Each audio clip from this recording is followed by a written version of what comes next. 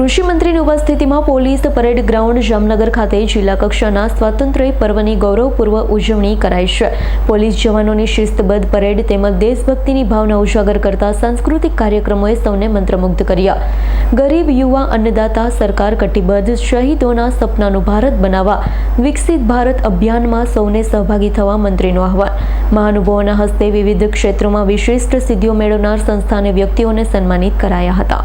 જામનગરના police parade ground ખાતે 79માં સ્વતંત્રતા પર્વની ભવ્ય અને ગૌરવપૂર્ણ ઉજવણી કરવામાં આવી હતી.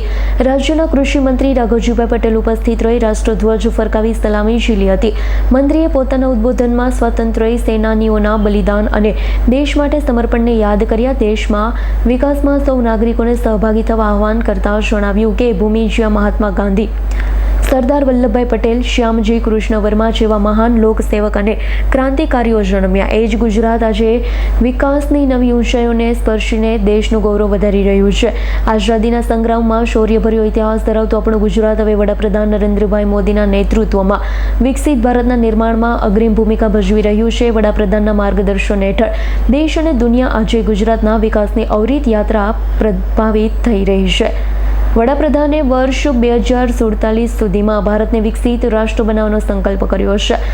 સંકલ્પને સાકાર કરવા માટે ગુજરાત પ્રતિબદ્ધ છે. આપણે સૌએ ભલે આઝાદીના આંદોલનમાં સીધું યોગદાન ન આપ્યું હોય, પરંતુ શહીદોના સપનાનું ભારત બનાવવા માટે વિકસિત ભારત અભિયાનમાં આપણે સૌ જરૂર જોડાઈ શકીએ છીએ.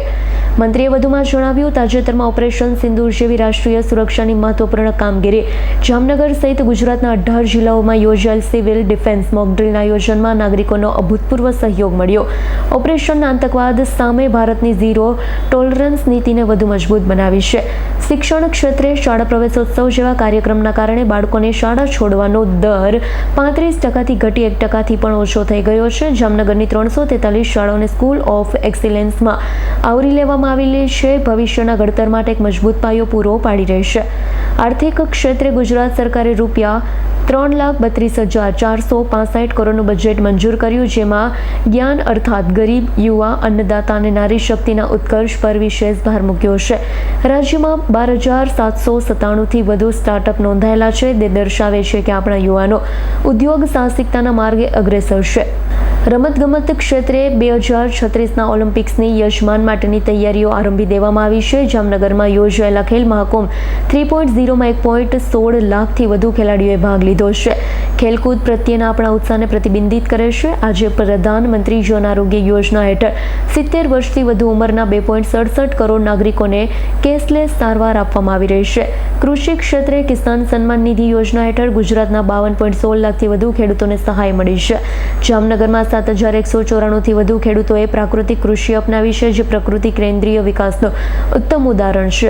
રાષ્ટ્રીય પર્વની ઉજવણીમાં police, home guard, SPC, NCC, dog unit તથા માઉન્ટેડ યુનિટ દ્વારા રજૂ કરાયેલા શિસ્તબદ્ધ પરેડ તેમજ શાળાના વિદ્યાર્થીઓ દ્વારા દેશભક્તિની ભાવનાને ઉજાગર કરતા નવા સાંસ્કૃતિક કાર્યક્રમોએ ઉપસ્થિત સૌને મંત્રમુગ્ધ કર્યા છે.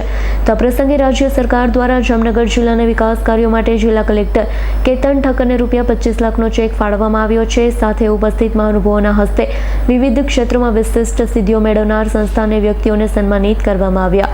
ઉપરાંત પર્યાવરણની સુરક્ષાના સંદેશ સાથે મહાનુભાવો દ્વારા વૃક્ષારોપણ કરવામાં આવ્યું. રાષ્ટ્રીય પર્વની ઉજવણીમાં સાંસદ પૂનમબેન માડમ, ધારાસભ્ય મેઘજીભાઈ ચાવડા, જિલ્લા કલેક્ટર કેતન ઠક્કર, જિલ્લા વિકાસ અધિકારી અંકિત પન્નુ, પોલીસ અધ્યક્ષ પ્રેમસુખ ડેલુ, પૂર્વ રાજ્યમંત્રી વસુબેન ત્રિવેદી, હાપા માર્કેટિંગ યાર્ડના ચેરમેન મુકુંદભાઈ સભાયા, મદદનીશ કલેક્ટર અદિતિ વર્ષાને સહિત અધિકારી અને પદાધિકારીઓ અને મોટી સંખ્યામાં નગરજનો ઉત્સાહભેર ઉપસ્થિત રહ્યા હતા. હર્ષલ ખંડેડિયાનો રિપોર્ટ, S9 ન્યૂઝ, જામનગર. અમારી તમામ માહિતીથી અપડેટ રહેવા માટે જોડાયેલા રહો S9 ન્યૂઝ સાથે.